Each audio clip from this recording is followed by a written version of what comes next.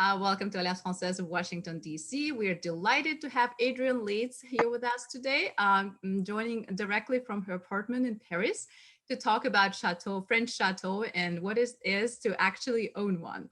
Adrian Leeds is a French property expert, HGTV personality, published journalist, and author. Adrian arrived in Paris in 1994 with more than 21 years of experience in marketing and public relations, not to mention a daughter.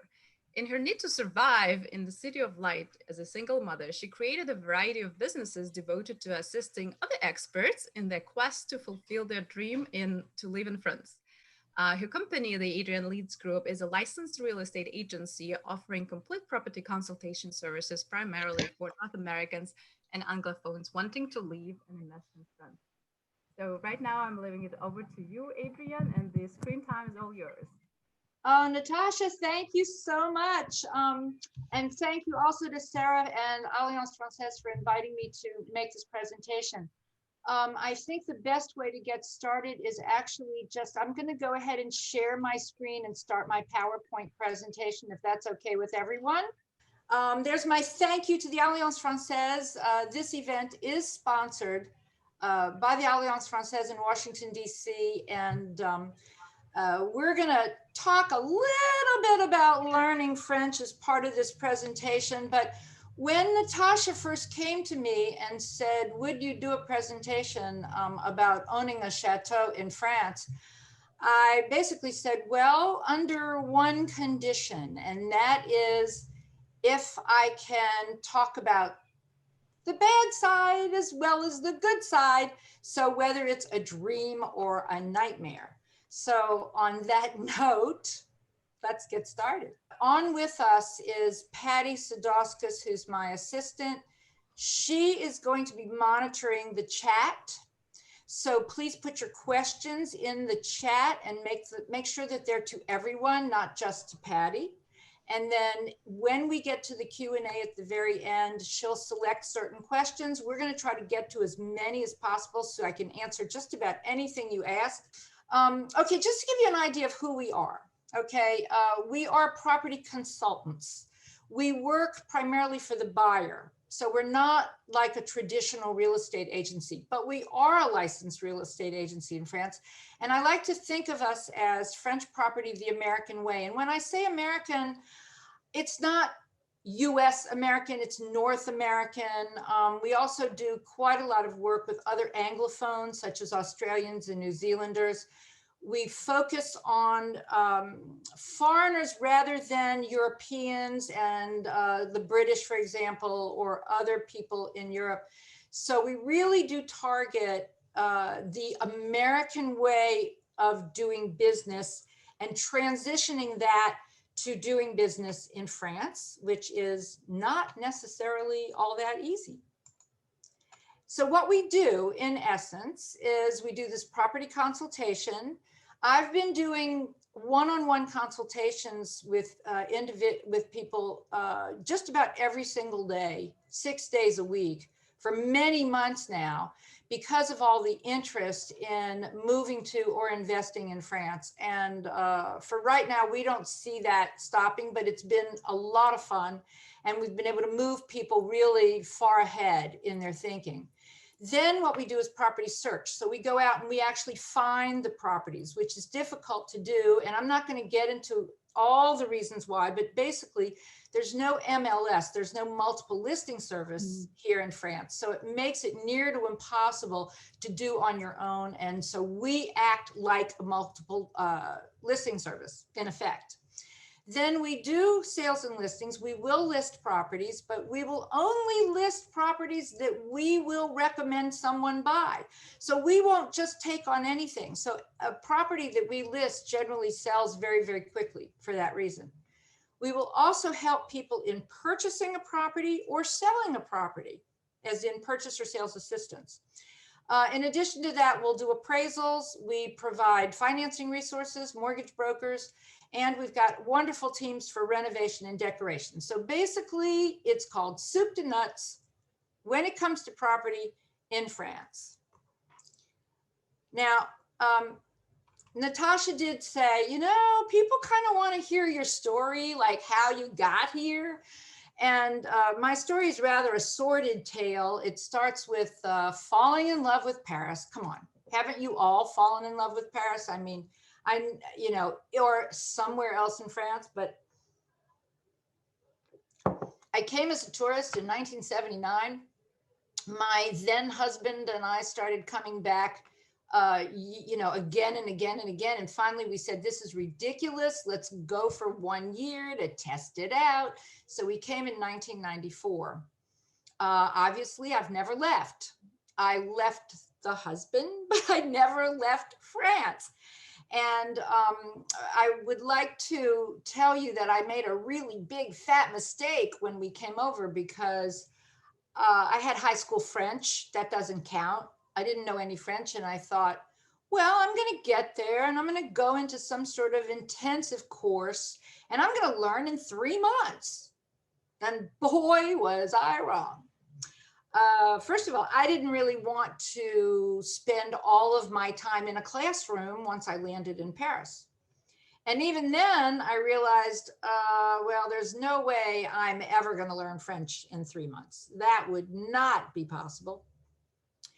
So after about a year, I thought, well, maybe it'll take me 3 years to learn French. And after about 3 years, I thought maybe it'll take me about 10. And after 10 years, I thought maybe 20. And now I'm 27 and I'm still pathetic in French. I did start a French-English conversation group as a way of organically learning French. So, and that helped. So actually just learning how to speak. So I do speak. I actually, je parle français, mais pas très, très bien. Sarah, the director here, she might say, oh, you speak really well, but I still don't really read or write. So my advice to you here and now is take classes with the Alliance Française, learn as much as you can before you come. Even though you can survive in France without French in certain cities like Paris or Nice and other metropolitan areas, it will not be as fun. I can tell you that now that I can joke well with the waiters, okay, that makes a big difference in getting good service. I do a lot of work in legal documents, which are tremendously challenging. Thank goodness I can do French legalese now, probably better than anything else. But I really made the mistake of not learning French first. So sign up at the Alliance Française fast. Oh, sorry, moving ahead. So the way I was able to stay, okay, I was here for a couple of years and then I divorced my husband and decided that I couldn't bear to leave. I had a carte de séjour visiteur, which is renewable every year. I had to renew it every year for 10 years before I could get my carte de résident. In that time, I could not legally work.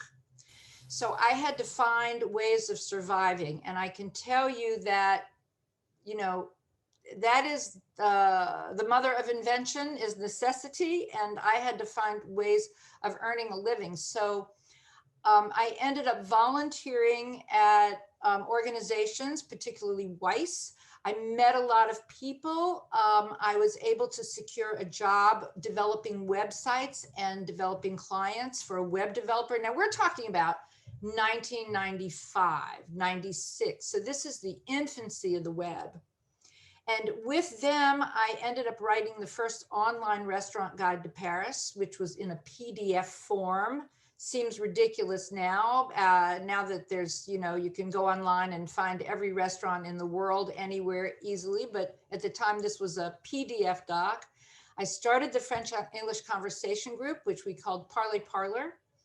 And then I was recruited in 2001 by the International Living to open their Paris office. And that's really what kicked off things, because the readers of International Living, which are primarily retirees looking to settle outside of the US, they wanted someone to help them find property in France. And so out of my office, I put together a team of people who could do that. And that was really the beginning of the real estate adventure. And so a few years later, I went off on my own and I started the Adrian Leeds Group in 2004. And as you can see, the rest is history. Now, you know, once I had the carte de résident, it was all legal. I created a French company, and I was able to move forward. And so, you know, now I look back, and I've been doing this basically since about 2001, 2002, of helping people find property in France and learning just everything there is to know about it. And it's really been an absolutely incredible adventure. One of the things that I thought would be interesting to know is really what was a chateau? I had to kind of ask myself, what is a chateau really? I mean, we know what it is in terms of being a, you know, an aristocratic home. But the truth is that in the earlier centuries, in the 13th and 14th centuries, the castles were really designed more for defense than for a residence. In later years, they became rather pretentious, aristocratic, and nobility homes. But in the beginning, they really were fortresses. And they also functioned as feudal communities. So they would be the center of activity in a community with the serfs at the time and the other, you know, non-nobility supporting them basically. And this particular chateau is the Château de Pierrefonds that is located just northeast of Paris. And I have to admit, I have never seen that particular chateau. But it looks like something really worth visiting if it's open to the public, but I'm not 100% sure that it is. Now, we all know certain chateaux which were built later, what they call the Château de Plaisance. This is the Château d'Amboise pictured here, but other examples of the chateaux that were built later, the Château de Blois, the Château de Chambord, the Château d'Azay-le-Rideau, and the Château de Chenonceau. So let's take a look at some of those. Chambord. Chambord was never actually completed. It was built by Francois Ier. It took 28 years to get this far. It was built as a hunting lodge. And it is certainly one of the most visited chateaux in France. And anyone who's been there knows that it's vacuous and enormous and amazing. And then there's one of my favorites, the Château de Chenonceau. It's interesting. It was interesting for me to learn that this chateau had a lot of very women involved in this chateau, as in Diane de Poitiers and Catherine de Medici, because for whatever reason, I've always felt the chateau was very feminine in nature. And it's certainly one of my favorites to visit. And so I'd highly recommend doing that. But you can see it was actually later, you know, 16th century. It doesn't seem so long ago. And then, of course, the Château de Fontainebleau, which dates back to the 12th century. The truth is, I didn't realize that until doing some research for this presentation. I've certainly visited it many times, and it's a magnificent chateau. It's easy to get to from Paris. But the beginnings of it were actually 12th century, which housed the king's apartments in the donjon, which is the dungeon. And then the Château d'Azay-le-Rideau. This one is such a jewel box. It's so sweet the way it sits in its moat. And it is one of an estimated 45,000 chateaux in France.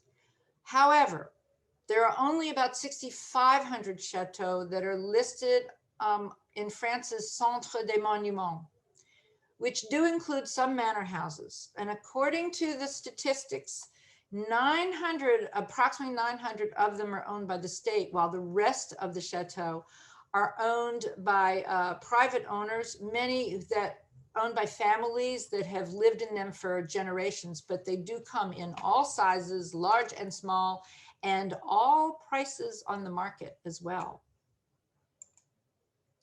Of course, the finest chateau in France, I think, is really the benchmark for all chateaux, is the Château de Versailles, and the residence of Louis XIV. And I assume that just about everybody who's listening to this has visited Versailles.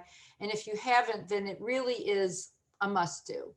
And it's not so far outside of Paris. It's easy to get to, and it's really amazing. So the question is, do you dream of being the châtelain or the châtelaine, which is what a chateau owner is called? That's the name of the person. You might recognize Dick and Angel Strawbridge. They are a British couple who have a TV show called Escape to the Château.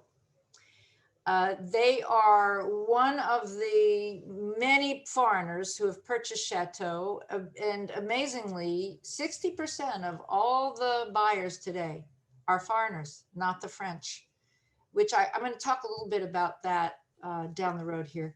But this particular couple have been renovating their 45-bedroom chateau in Martigny-sur-Mayenne that they purchased for a mere $388,000 and transformed it entirely.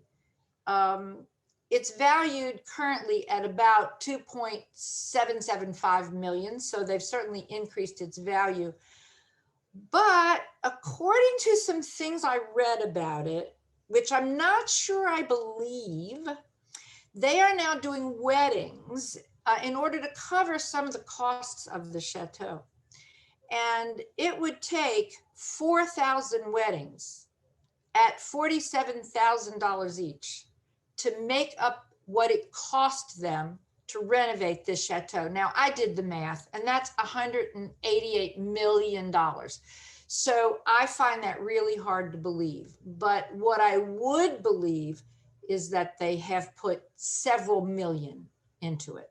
Maybe not 188, but I guarantee you they've put more than 2.775 million into it to get it into a proper shape where they could actually have weddings. You might want to take down this link, or maybe Patty will put the link in chat so that you can actually tune into their show. They're a fun couple. It's a fun thing to watch. Sometimes it's painful, but they don't really discuss the money too much. So, chateau ownership is not necessarily for the famous, but it's definitely for the rich. This that I've pictured here is a 12th century fortress. It's typical, and it is on the market for 5.5 million euros. It's approximately 1,500 square meters of space. And it would not surprise me if you spent easily 1,000 euros per square meter or more just to get the structure in shape. So that's 1.5 million just to get the structure back in order. Now, chateau owners do claim that they generally spend anywhere from 10,000 to 100,000 euros a year to keep their property in good condition. And so this is why Dick and Angel had to start doing weddings, or whatever they could do to earn some money to cover the costs of their investment.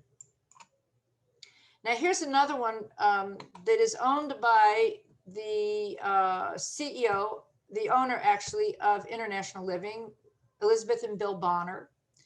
They bought this chateau in 2005. I remember when they bought it because I was no longer working for Bill, but when I was working for him, he had purchased another chateau. So he's what I call a chateauaholic.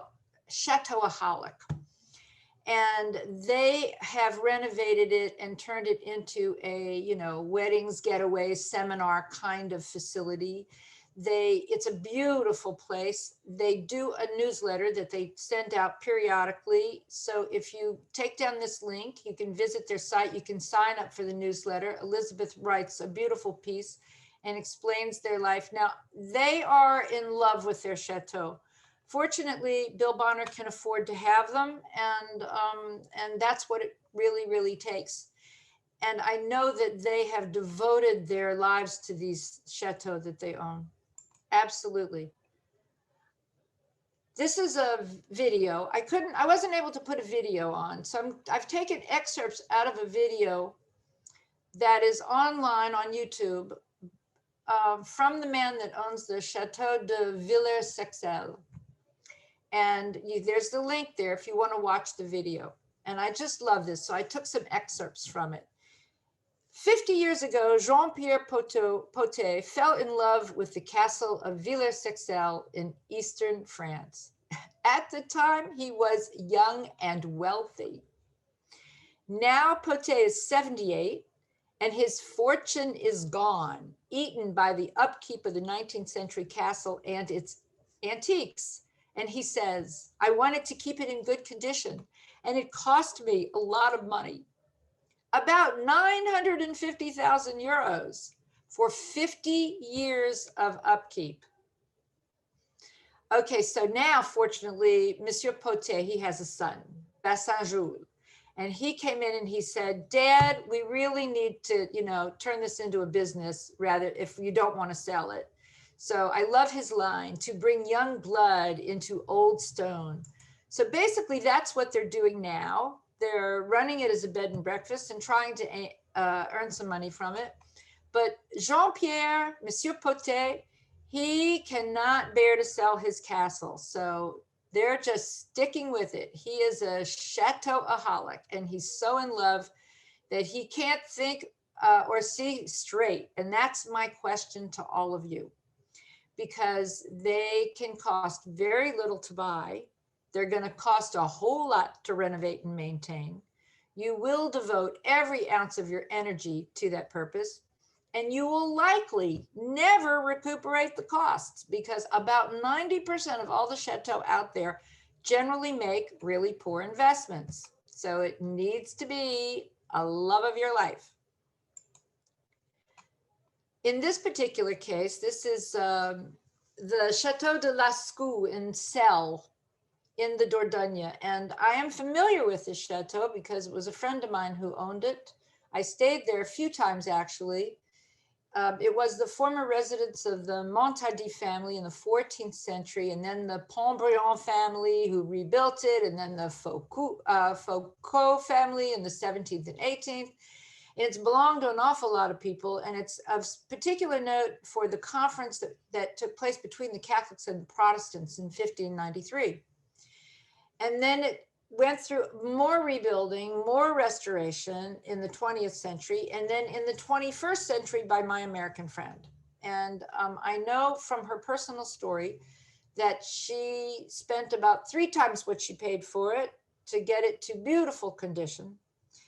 She complained about the wealth tax that she had to pay as a result of the value of the chateau. And she really thought her family was going to come there from all over the States and the world and enjoy it. And instead they came in the beginning, and then they just didn't really want to hang out in the middle of nowhere in the chateau. So they didn't come, and she ended up selling it. And so that's kind of the story that seems to happen. I'm not sure she recuperated her costs. I just don't know for sure whether she did. I certainly hope she did, because it was not just the cost of it, but all of the time and energy that she put into it. And it really was a beautiful, beautiful house. So fortunately, there are some tax incentives, which is a good thing to know, but I find this really, really interesting. First of all, the financial assistance comes from the Fondation du Patrimoine. So you might want to take note of this web address for that organization. They're the ones you need to talk to. Now, as a general rule, the assistance that you can get on taxes is about up to 50% of the costs, but only during the period when the work is taking place, and for up to a maximum of 5 years. So that means you really need to get started fast. You can't dilly-dally around. You've got to get moving on the renovation. And what's really interesting to me in this is also that if you were to pay little or no income tax to the French government, which, by the way, is about 50% of the population, believe it or not, then a grant is possible up to 20% of the works relating to the external structure. But the grant is only payable once the work has been completed, which means that you need to put the money up front to do that. And then there are lots of strict standards that you have to comply with. So it's not a simple task to do that. The other thing is that the property must be visible to the public. So if it's a property that's too remote, that's, you know, not visible from a main artery or a, you know, national route, then you might not get this grant. So this is no easy task. And then on top of it, if you've ever dealt with the bureaucracy in France, then you know that this is going to be a major administrative and bureaucratic nightmare. So if you're prepared for that, fine. If you're not prepared for that, then maybe you should think twice. On France 24, which is the national news channel, they did an interesting report not long ago about France's aristocracy, because the aristocracy has not really gone away. There are about 4,000 families today that can actually call themselves nobility. At the time of the revolution, there were 12,000 families. So there's considerably less, but we know what happened during the revolution. A lot of them lost their heads. But today the families are much broader in scope. And so the estimate is that there are approximately 50 to 100,000 real nobility or descendants of the nobles in France today. So when you look at this compared to the population of the 1780s, okay, it's really about 2.7 times more in the 1780s than there is in today's population of nobility. But you know, you can recognize nobility by the de before their name. However, a lot of the French have actually added de to their name so that they will be thought of as nobility, such as Charles de Gaulle. De Gaulle was not an aristocrat, but he preferred de Gaulle. This information, by the way, comes from an article in the BBC. I made note of that link if you want to take a look at it. You can also watch this short piece on France 24. It's really interesting. And it's also very interesting to me that the French have a kind of push-pull with the way they feel about the royalists, the nobility, the aristocrats, because they basically hate them, are jealous of them, but want to be them, and now don't really have enough money to support their own heritage. So it's very conflictual, and it's a dichotomy in terms, but it's something that you will see in France in lots of different ways.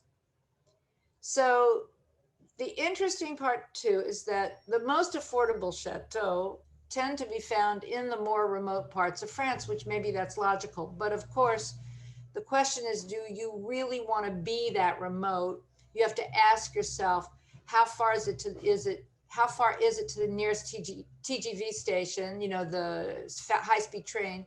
Do you really want to be so far away? And then, of course, you're not going to get the same tax breaks if you do that. This particular chateau is on sale for $3.368 million. It's 2,300 square meters of space. And for those of you who need to kind of get a relationship with square feet, it's 10.76 square feet to the meter. So round that to about 11. So you could say that this is about 25,000 square feet of space, if you want to look at it that way. Now, I will tell you that the real estate agents are not going to tell you not to buy the chateau. I mean, here's a chateau for $357,000. It's obviously not in very good condition. You'd have to do a tremendous amount of work, but I will assure you that the real estate agent that has this listed is going to do anything they can to encourage you to buy it. So it's called buyer beware. Here are some listings of Château that are in the neighborhood of 350,000 euros. So that's not a tremendous amount of money to spend for such a large property. You know, here's one in the Dordogne, which is 12th century. Here's another one in the Cher, which is a 9-bedroom chateau. Here's a manor house, and then another one dating back to 1644. They're beautiful, they're fabulous. They're very inexpensive. I warn you, you're going to need 3 times that minimum to restore and maintain them. And for that amount of money, here's what you can buy in Paris, in Le Marais, a 23 square meter studio. I would venture to say that you will have a better time in 23 square meters in the Marais with a lot less hassle and a lot less expense than you will in any one of those chateaux. Now here's another one for sale for $495 in the Dordogne.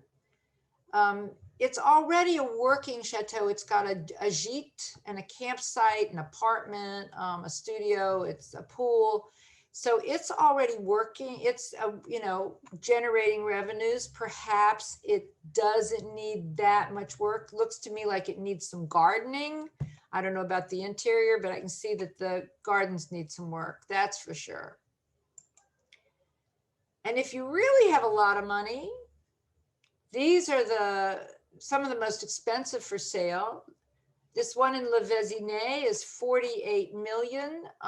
There's one in Nantes that you have to ask the price. They won't even advertise it.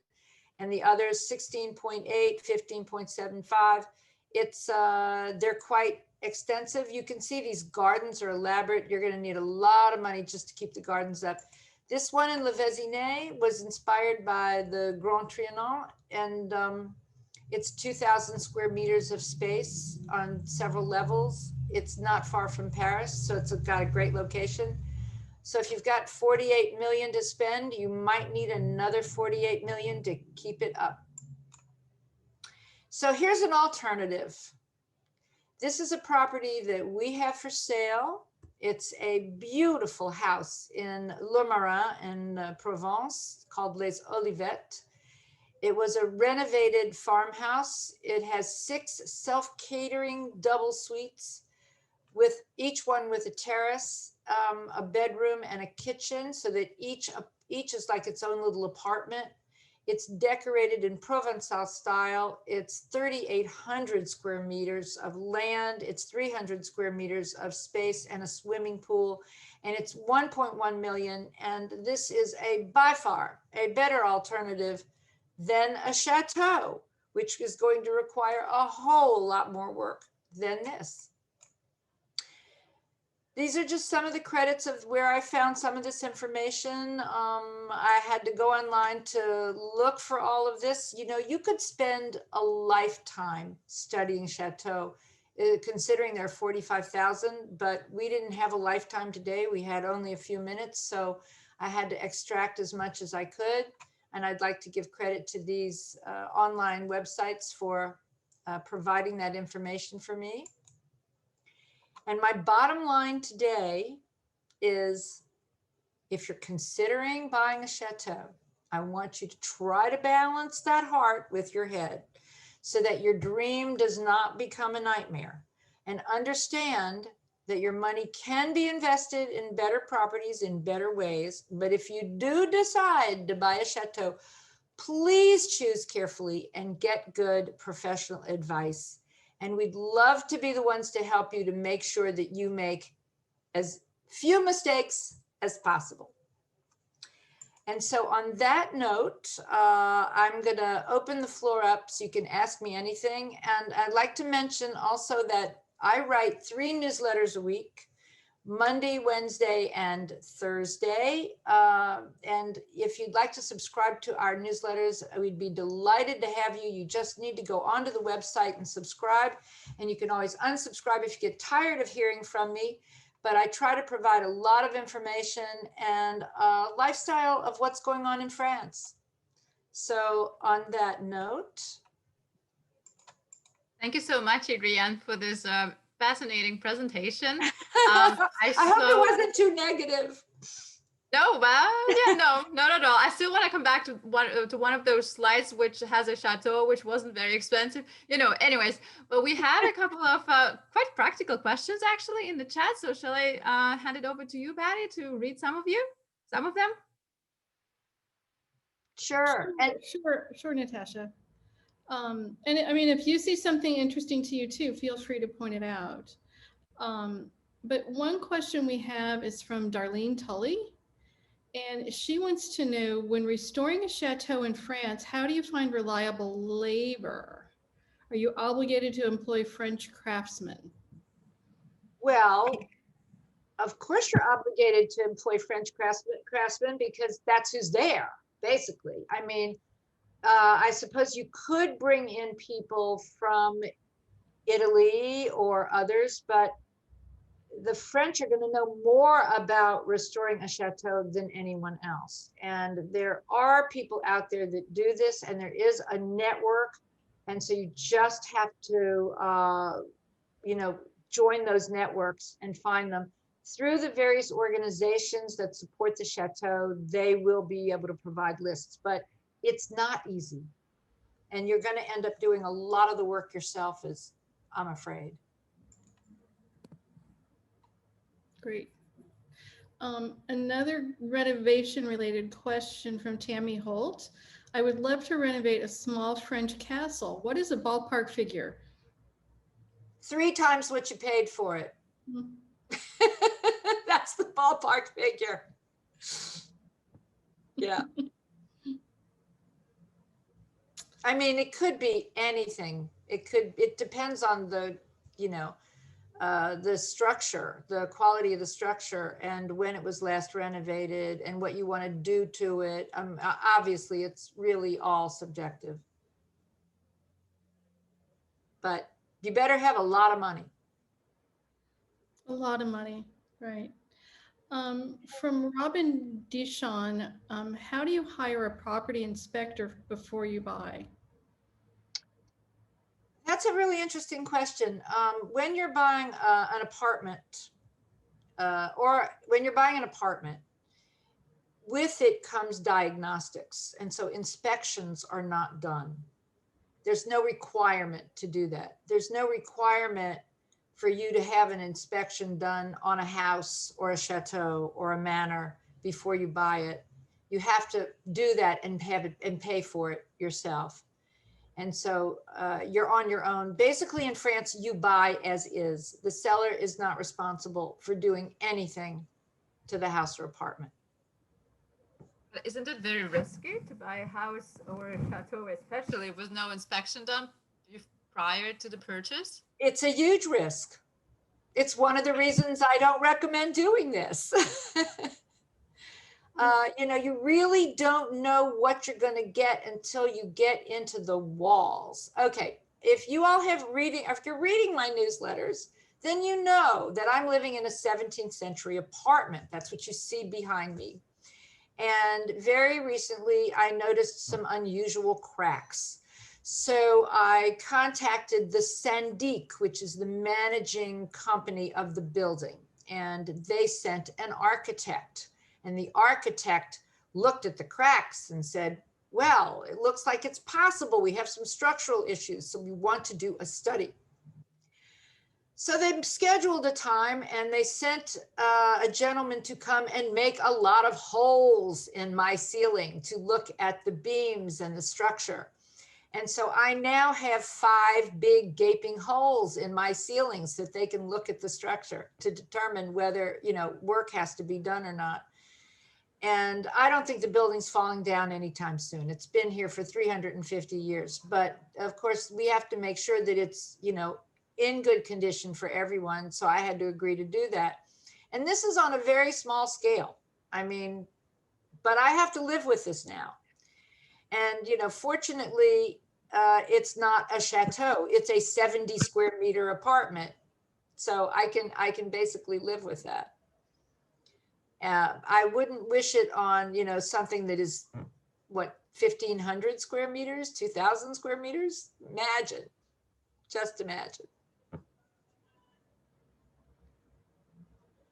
Any other questions? Oh, we've got more renovation questions from Greg Komodo. For renovations, are there restrictions on the interiors or only the exteriors? On the chateau or on anything? Because there are restrictions on properties that are classified, that are, you know, considered national monuments.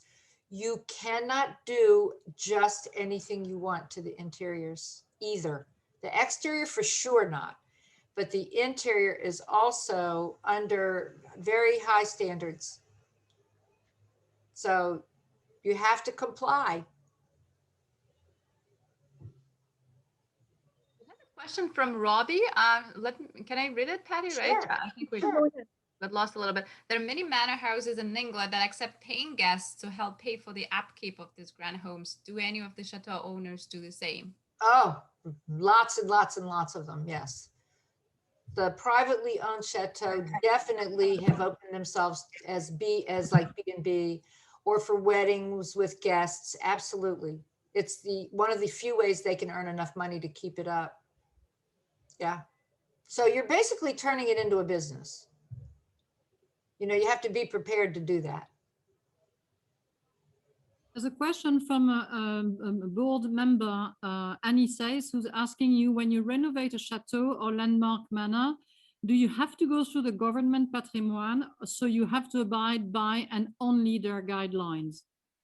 Absolutely. You're in France and you have to play by the rules. Period. We play by the rules. There's a few questions related to the fact that whether you acquire a property in France, whether it's an apartment or a chateau, whether that will help you get your carte de séjour or carte de résident. I don't know if you have the answer, Adrian, but I would advise anyone to consult with the French embassy for any questions related to how you can get your residency in France. It's about as hard to get a carte de séjour in France, or from all I know from experience, than it is for a French person to get a green card. So that gives you an idea. But I would advise you to consult with the French embassy for more details. Actually, Sarah, I can actually talk on that issue because I help people do this all the time. It's actually very easy to acquire a visitor visa for an American. It's actually very simple, but the office to getting visas is not open at the moment. When they do open, the floodgates are going to open and they're going to be overwhelmed. So I warn everyone on that. But the residency does not make a difference in terms of property ownership. Anyone can buy a property in France. It's not required, and it doesn't help you get the visa. The only thing is that with the visa, you have to show that you do have a place to live. So it could be a lease. It could even be an Airbnb lease. It's not, you know, you don't have to own anything, not at all. Okay. Yeah, there's another question about the inspection again. To clarify a little bit, Chris is asking, can I get an inspection prior to putting in an offer on my own dime to ensure structural integrity? You could try, but the seller probably won't allow it. Not if an offer is made and the offer's been accepted, then they will allow the inspection to come in. But there's time, you know, property, it takes months and months for a property transaction to close here. So what happens is once the negotiation is done and the price is agreed upon, the information goes to the notaires, who are the lawyers that perform the transactions. And they have to pull together a tremendous amount of documentation, which takes months. And then there's a pre-sale agreement. Then there's 10 days after the pre-sale agreement, within which you can actually retract your purchase. So there's a lot of consumer protection built in, and it gives you time to do all of that due diligence. We were working recently with clients who were in the process of buying a very large and expensive chateau. And we've spent many, many months getting to the point of the pre-sale agreement that never happened because it got caught up with an inheritance issue. So after many, many months of paperwork, the whole thing fell through anyway, just because of inheritance issues. Of course, that could happen with almost any property, but the paperwork was particularly complicated because it was a large chateau, and so many, we had lots of inspections come in lots of situations and estimates for renovation, et cetera, et cetera. So it was quite a project. We have another interesting questions from Anises. I'm actually interested myself. I don't know if you have the answer, Adrian. Anyways, I'm going to read the question. In the past, many chateaux were bought by British citizens, especially in the region Aquitaine. Now, who are the main buyers of chateau? Are they Americans, Russians, Chinese? Do you have any statistics on that? You know, the truth is, I'm not really sure. The British, however, are the number one foreign buyers in France, period. Okay, the British, you know, they can come over on the Eurostar, they can cross the channel, it's easy. There's a million flights from England into France. They are DIYs, they love to do it themselves. And so they tend to be the number one overall foreign buyer, generally speaking. So if you watch Dick and Angel Strawbridge, you learn all about it. Great. A question from Margaret Rhodes is, do the French typically get mortgages the way Americans do? Oh, yes. The French can much more easily get mortgages than Americans can at the moment. And interest rates right now are well under 2%. They've been hovering even below 1.5%. If you are salaried, if you're a couple with two salaries, young, you can get 100% mortgage in France. It's fantastic. And it's not very complicated. Yeah. Now, whether they'll lend for a chateau, that I'm not so sure about. Because the bank's basing their loan on risk. And if they have to repossess it, the question is, can they sell it? And chateaux don't usually sell for their true value. So I'm not sure you can get a loan for a chateau. There's a piggyback question, actually a very good one, because in France, French people are having trouble over the age of 50 or when they are retired to get mortgages. So Charlie here is asking, what about getting loans as Americans, particularly if we are over 50-year-old? Okay, I know all about this because I deal with it every single day. First of all, the way it works is that there's a mandatory life insurance policy attached to the loan so that in the event of death, it's free for inheritance purposes. So they want the loan to be finished by the time you're 75. That means they don't really want to lend money if you're over 60. Let's start with that idea. Second of all, thanks to FATCA, the Foreign Account Tax Compliance Act, and if you don't know what that is, write it down, FATCA, Google it. These are regulations imposed by the United States on foreign financial institutions to report their US customers, and as a result of that, the banks all over the world do not want to deal with Americans. It's really the bane of our existence. We are battling this quite a lot. And so there are fewer and fewer banks in France that are willing to lend to Americans. On top of all that, the banks like to lend to people who are salaried because in France, you can't lose your job. If you get laid off or fired, you basically will end up with 2/3 of your salary for the next 2.5 years. So you have a very secure situation. And so they like to lend to people who have that secure situation. And since a lot of Americans are self-employed, it makes it even more difficult.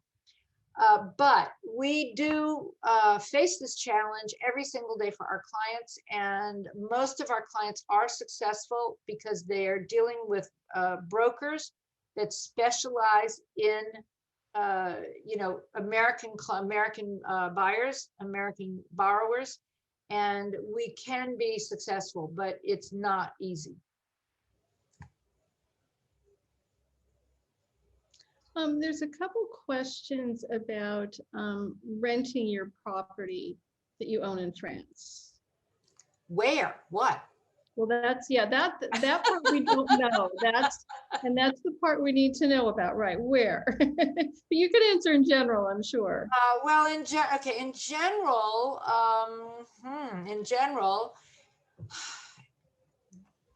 certain cities have very strict rental regulations, such as Paris is the most restricted.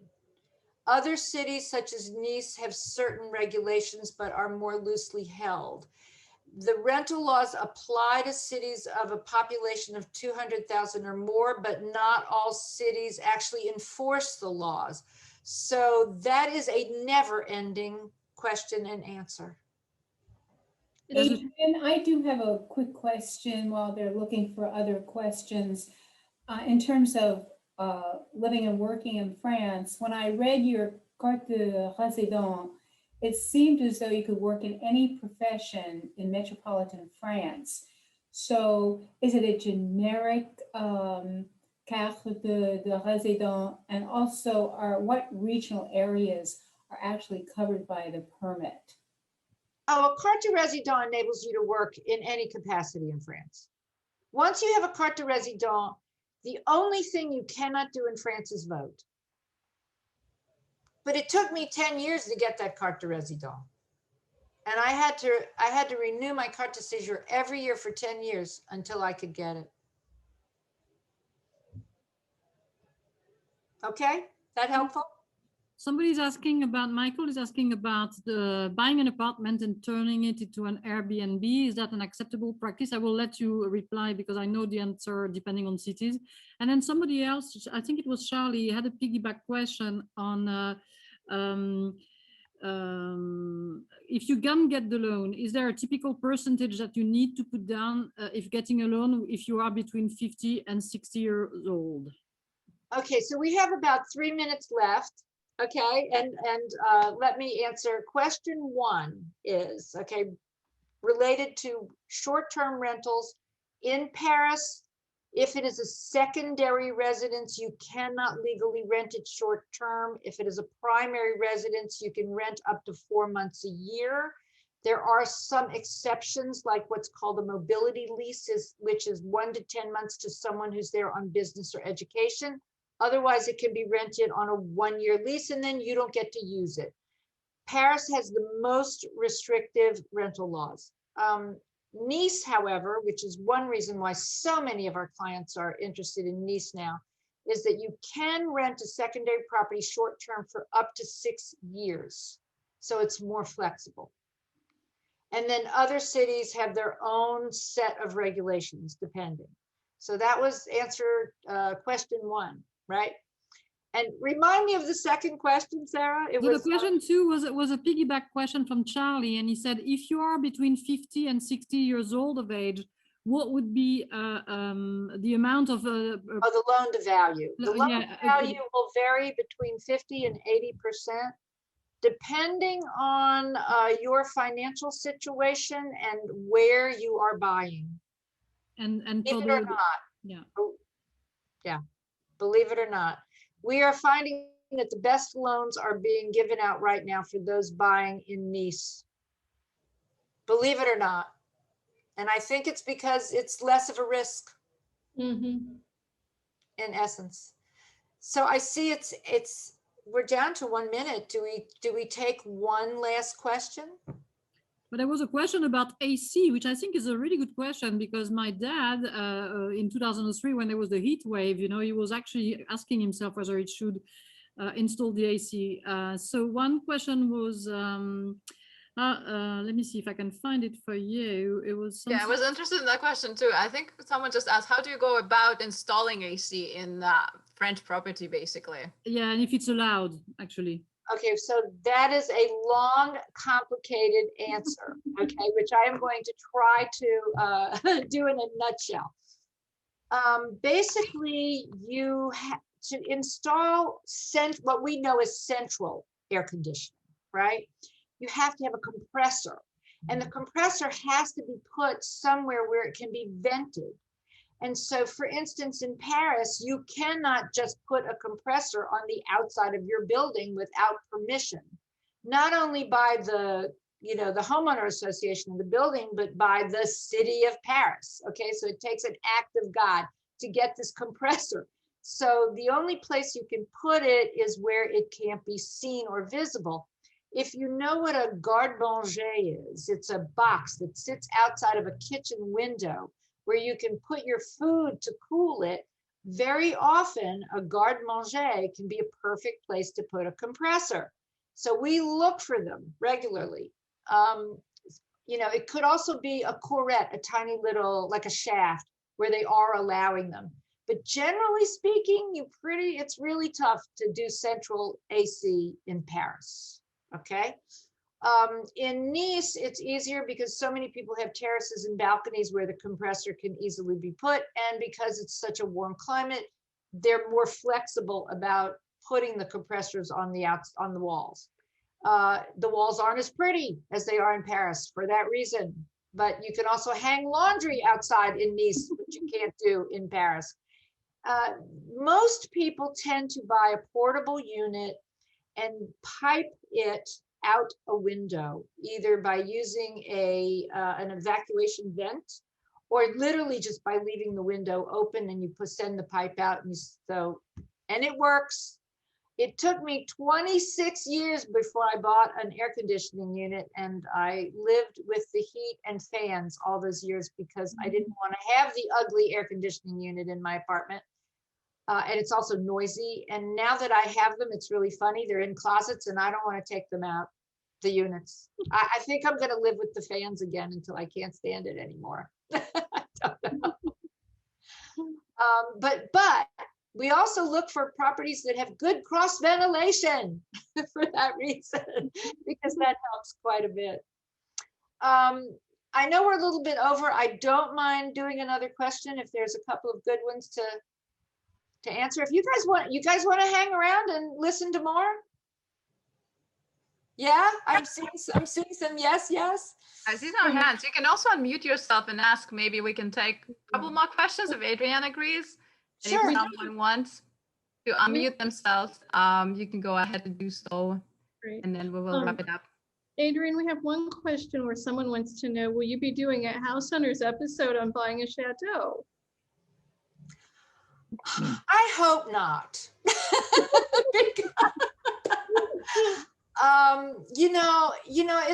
We love the chateau. They're magnificent. They're fantastic. But I can't, in all honesty, recommend that anyone buy one, which is really a shame because this is French heritage. And France would like to maintain its patrimony, its heritage, but they can't really afford to do it. I mean, I guess if I were working on the inside, I'd like to encourage them to do more tax incentives or let the French get richer or something so that they could actually enjoy the wealth of their heritage that they detest at the same time. It's very confusing to me. Don't exactly. Maybe Sarah, maybe you can enlighten us on this since you're French. Well, yeah. As I was telling Adrian before we started the program today, my dad had a manor house, and it was that he bought when we moved back to France from the West Indies when I was 6 years old. And it was eventually, because my mom was a doctor and in a hospital in the southwest of France, she kind of put the breakdown and says, like, I've had enough of the manor life because it's too far away from the hospital and I want to live closer. So they went to the other property they had, which was closer in. And so he ended up renting the manor to many German families because of the Airbus plane manufacturer, which is in Toulouse, around Toulouse. And one year, the German couple living there they were sent to Kenya by Airbus for a 6 to 8 month stance. And so they left. They told my dad they were leaving. However, they had forgotten to keep the heating on, and it was central oil heating, where you had underground cistern which you had to fill up every fall. And that year, because in Toulouse the winters are rather mild in general, but that year, 86 to 87, the winter was as bad as it had been 30 years before, which was the last time there had been a really bad winter. And guess what happened? All of the pipes in the manor broke and bursted because they were frozen, because it was minus 30 degrees Celsius. And so my dad had to sue the couple because of they hadn't left the heating switched on when they left. So it ended up being quite a nightmare.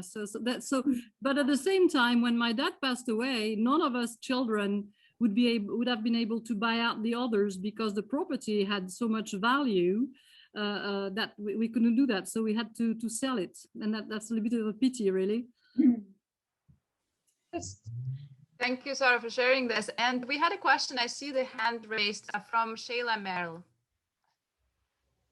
Oh, hello. If I understand the financial information correctly, someone over 75 would have to buy in cash. Pretty much, yes. Okay, that's it. Bottom line, but okay, we often help our clients realize like lines of credit on the US side, which are easier to obtain based on your holdings in the US. And the interest rates are higher, but at least you can get a loan. Okay, thank you so much, Adrian. You're such a treat. Oh, well, thank you all so much. And thank you to the Alliance Française of Washington, D.C. And I hope that all of you have enjoyed this, even though I'm not sure that I presented a very pretty picture of chateau ownership.